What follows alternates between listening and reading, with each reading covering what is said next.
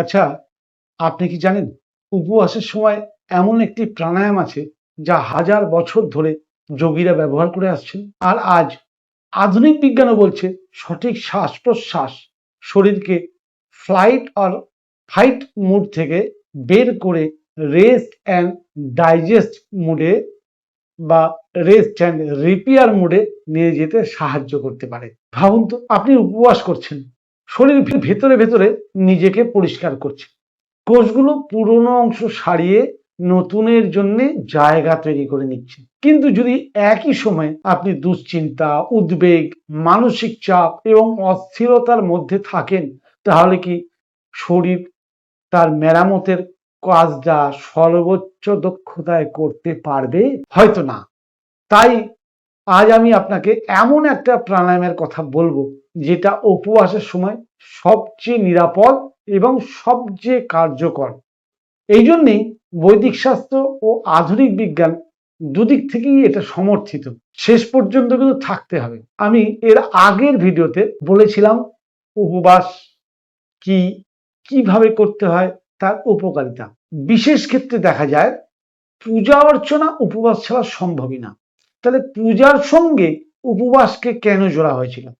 কারণ উপবাস চলাকালীন আমাদের শরীর ওই যে অটোফেজি নাম শুনেছি আমরা, ওই অটোফেজি সিস্টেম চালু হয়। চালু হলেই নিজেকে নিজে শরীর পরিষ্কার করতে শুরু করে এবং পরিষ্কারের সময় শরীর রিপেয়ারিং মুডে থাকে। এবার রিপেয়ারিং মুডে না থেকে সেই সময়ও যদি শরীর ফ্লাইট অ্যান্ড ফাইট মুডে থাকে, তাহলে আমাদের অটোনমিক নার্ভাস সিস্টেম সেলের রিপেয়ারিং কাজটাকে করতে দেয় না।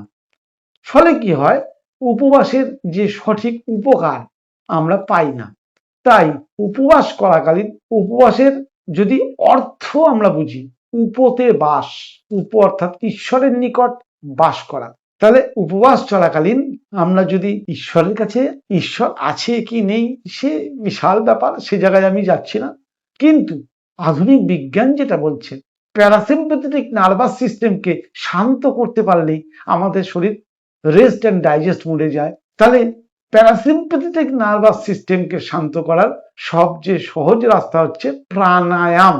কারণ আজ আমি আপনাকে এই প্রাণায়াম করার একটা নির্দিষ্ট পদ্ধতি শেখাবো, যা আপনি আগামীকাল সকাল থেকে শুরু করতে পারবেন।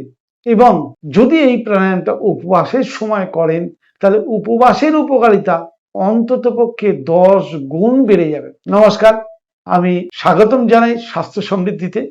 আমি ডায়েটিশিয়ান সুজয় চৌধুরী। গত ভিডিওতে আমরা দেখেছি উপবাসের সময় শরীরে কিভাবে গভীর পরিবর্তন ঘটে। আজ আমরা জানব উপবাসের সময় কোন প্রাণায়াম করলে সেই প্রাকৃতিক মেরামত ও পুনর্গঠনের পরিবেশকে আরো ভালোভাবে সমর্থন করা যায়। কেন উপবাসের সময় প্রাণায়াম, এই বিষয়টি বুঝতে হবে। উপবাস এবং প্রাণায়াম দুটো আলাদা বিষয় নয়। যোগশাস্ত্রে এই দুটোকে একে অপরের পরিপূরক বলা হয়েছে। উপবাস শরীরকে হালকা করে, প্রাণায়াম মন ও স্নায়ুতন্ত্রকে হালকা করে। যখন দুটো একসাথে হয় তখন শরীর ও মন একই দিকে কাজ করতে শুরু করে। ঠিক যেন একটা নৌকার দুটি বৈঠা, একটা দিয়ে খুব দূরে যাওয়া যায় না।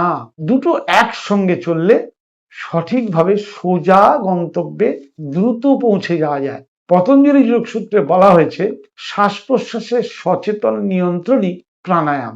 হঠযোগ প্রদীপিকায় বলা হয়েছে যখন নাড়িগুলো শুদ্ধ হয় তখন প্রাণ প্রবাহ সুষম হয়, আর যখন প্রাণ সুষম হয় তখন মন শান্ত হয়, শরীরও সুস্থ হয়, চেতনা স্বচ্ছ হয়। তাই উপবাসের সময় যোগীরা সবসময় সবচেয়ে বেশি গুরুত্ব দিয়েছেন নাড়ি শোধন প্রাণায়ামকে। নাড়ি শোধন অনুলোম বিলোম নামেও কিন্তু পরিচিত। নাড়ি মানে শক্তিপথ, শোধন মানে পরিশুদ্ধ করা, অর্থাৎ শক্তির পথকে সুষম ও পরিষ্কার করা। যোগশাস্ত্র অনুযায়ী এটা ইরা ও পিঙ্গলা নাড়ির ভারসাম্যকে তৈরি করে, ফলে শরীর ও মনের মধ্যে সামঞ্জস্য আসে। এখন বিজ্ঞানের দিক থেকে আসি। বিভিন্ন গবেষণায় দেখা গেছে ধীর এবং নিয়ন্ত্রিত শ্বাস প্রশ্বাস হার্ট রেট কমাতে সাহায্য করতে পারে, স্ট্রেস রেসপন্স কমাতে পারে, প্যারাসিম্প্যাথেটিক নার্ভাস সিস্টেমকে সক্রিয় করতে পারে। এটাকেই অনেক সময় বলা হয় রেস্ট অ্যান্ড ডাইজেস্ট মুড। বা রেস্ট অ্যান্ড রিপেয়ার মুড, যাই বলবেন। অর্থাৎ শরীর তখন বেঁচে থাকার লড়াই থেকে বেরিয়ে এসে মেরামত ও পুনর্গঠনের কাজে বেশি করে মনোযোগ দিতে পারে। উপবাসের সময় আমরা ঠিক এই পরিবেশটাই তো চাই। অনেক মানুষ উপবাসের সময় বলেন মন শান্ত লাগে, ধ্যান সহজ হয়, মনোযোগ বাড়ে। এর একটা কারণ হতে পারে নিয়ন্ত্রিত শ্বাস প্রশ্বাসের মাধ্যমে স্নায়ুতন্ত্রের ভারসাম্য বৃদ্ধি। যখন শ্বাস ধীর হয়, মস্তিষ্ক ধীরে ধীরে শান্ত হতে শুরু করে। নাড়ি শোধন প্রাণায়াম হার্ট রেট ভার্বিলিটি উন্নত করতে সাহায্য করতে পারে। সহজ ভাষায় শরীরের অভিযোজন ক্ষমতা বৃদ্ধি পেতে পারে। শরীর মানসিক চাপ মোকাবিলা করতে আরো দক্ষ হতে পারে। উপবাস প্লাস নাড়ি শোধন কেন এত ভালো সমন্বয়, এটা বুঝে নেওয়ার দরকার। উপবাস কি করছে? শরীরকে বিশ্রাম দিচ্ছে। আর প্রাণায়াম কি করছে? স্নায়ুতন্ত্রকে বিশ্রাম দিচ্ছে। উপবাস শরীরকে হালকা করছে, প্রাণায়াম মনকে হালকা করছে। উপবাস ভেতরের পরিচ্ছন্নতার সুযোগ দিচ্ছে, প্রাণায়াম ভেতরের স্থিরতার সুযোগ দিচ্ছে। এই কারণেই এই দুইয়ের সমন্বয় এত বেশি শক্তিশালী। অনেকেই উপবাস করেন কিন্তু উপকার পান না, আবার অনেকেই প্রাণায়াম করেন কিন্তু উপকার পান না। প্রাণায়াম, উপবাস এগুলো প্রত্যেকটার সঙ্গে প্রত্যেকটার যে সম্পর্ক, এই সম্পর্কগুলো বুঝে নেওয়ার দরকার। এই জন্যই তো ঋষিরা বলেছিলেন যে ব্রাহ্ম মুহূর্তে, অর্থাৎ আপনি কাল আগের দিন সন্ধ্যাবেলা খেয়েছেন, দীর্ঘ প্রায় 12 ঘন্টার কাছাকাছি আপনি না খেয়ে আছেন, অর্থাৎ পেট খালি, ওটাও এক ধরনের উপবাস। সেই উপবাসের পরে যদি আপনি প্রাণায়াম করেন, তবে প্রাণায়াম শরীরের জন্য বেশি কার্যকারী হয়ে দাঁড়ায়। সেই জন্য কখন করবেন?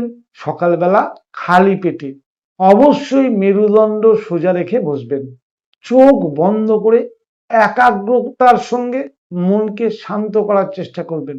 বাম দিকের নাসা দিয়ে শ্বাস ধীরে ধীরে নিন, ডান ফুটো চেপে ধরুন। এইভাবে বাম দিকের নাসা দিয়ে শ্বাস ধীরে ধীরে নিন।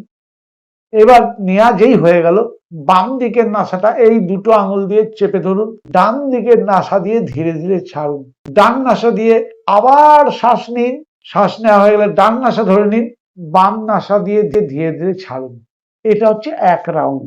বাম দিয়ে নেবেন, ডান দিয়ে ছাড়বেন, ডান দিয়ে নেবেন, বাম দিয়ে ছাড়বেন। এটা বলতে পারেন নাড়ি শুদ্ধির সবচেয়ে সহজ এবং নিরাপদ প্রাণায়াম, যার নাম অনেকে বলেন অনুলোম বিলোম। শুরুতে এটা অভ্যাস করুন 5 মিনিট, তারপরে 10 মিনিট, অভ্যাস হলে 15 মিনিট পর্যন্ত যেতে পারেন।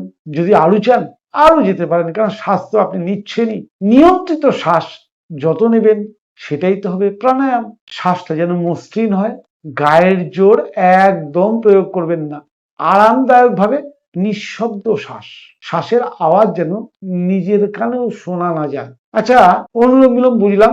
অনুলোম বিলোম করার পর আপনারা বলবেন যে নাড়ি শুদ্ধি বললেন কিন্তু অনুলোম বিলোম দেখালেন কেন? প্রথম কথা, নাড়ি শুদ্ধি প্রাণায়ামের একদম শেষে। আগে অনুলোম বিলোম কিছুদিন অভ্যাস করুন, যখন স্বাভাবিক হবেন, বা যারা অনুলোম বিলোম পারেন, দীর্ঘদিন ধরে করছেন, তারা নাড়ি শুদ্ধি করতে পারেন। নাড়ি শুদ্ধির জন্য আলাদা ভিডিও আমার চ্যানেলে দেওয়া আছে, নাড়ি শুদ্ধির ভিডিওটি দেখে নেবেন বা কমেন্ট করে জানাবেন, আমি আপনাকে লিঙ্ক পাঠিয়ে দেবো। একটু জেনে নেওয়ার দরকার কোন প্রাণায়াম উপবাসের সময় এড়িয়ে যাবেন। কখনোই খালি পেটে কপালভাতি বা ভস্ত্রিকা খুব বলপূর্বক করবেন না। নতুনদের জন্য এটা সবসময় উপযুক্ত নাও হতে পারে। মনে রাখবেন, যারা নতুন অভ্যাস করছেন তারা ধীরে ধীরে শরীরকে সইয়ে সইয়ে আগে অভ্যাস করে নিন, তারপরে অন্য কথা। বিশেষ করে দীর্ঘ উপবাসের পর ভুল করেও কপালভাতি আর ভস্ত্রিকা করবেন না। কেন? কারণ কপালভাতি প্রাণায়াম রেচক প্রাণায়াম। রেচক প্রাণায়াম ওই সময় না করাই উচিত, কেন দীর্ঘক্ষণ উপবাস করার ফলে আপনার শরীরে অনেক কিছু ভিটামিন মিনারেল ঘাটতি থাকতে পারে। সেক্ষেত্রে শরীরের পরিচালন ব্যবস্থায় অসুবিধা হলেও হতে পারে। তাই শুধু অনুলোম বিলোম নিরাপদ, এবং অনুলোম বিলোমটা উপবাসের সময় নিশ্চিন্তে করতে পারেন। শরীর অভ্যস্ত হলে অভিজ্ঞ যোগ বিশেষজ্ঞ তত্ত্বাবধানে অন্য প্রাণায়ামগুলো শিখুন। মনে রাখবেন, উপবাস শুধু খাবার থেকে বিরতি নয়, প্রাণায়াম শুধু শ্বাসের ব্যায়াম নয়, দুটোই হলো শরীরকে তার স্বাভাবিক বুদ্ধিমত্তার কাছাকাছি ফিরিয়ে দেওয়ার পথ। যখন পেট শান্ত হয় তখন শ্বাসও শান্ত হয়, আর ঠিক তখন মন শান্ত হয়। তখনই শরীর তার গভীরতম মেরামতের কাজগুলো করার সুযোগ পায়। সম্ভবত সেই কারণেই আমাদের ঋষিরা উপবাস এবং প্রাণায়ামকে একসাথে অনুশীলন করতেন, কারণ তারা জানতেন স্বাস্থ্য শুধু খাবারের বিষয় নয়, স্বাস্থ্য হলো শ্বাস, মন, শরীর এবং চেতনার সমন্বয়। আজকের ভিডিওটা যদি আপনার ভালো লেগে থাকে তাহলে লাইক করুন, কমেন্ট করে জানান আপনি কি কখনো উপবাসের সময় অনুলোম বিলোম প্রাণায়াম করেছেন। ভিডিওটি শেয়ার করুন, আর অবশ্যই স্বাস্থ্য সমৃদ্ধি চ্যানেলটি সাবস্ক্রাইব করুন। পরবর্তী ভিডিওতে আমরা আলোচনা করব উপবাসের সময় ধ্যান করলে মস্তিষ্কে কি ঘটে। সেই আলোচনা হবে আরো গভীর এবং আরো চমকপ্রদ। নমস্কার।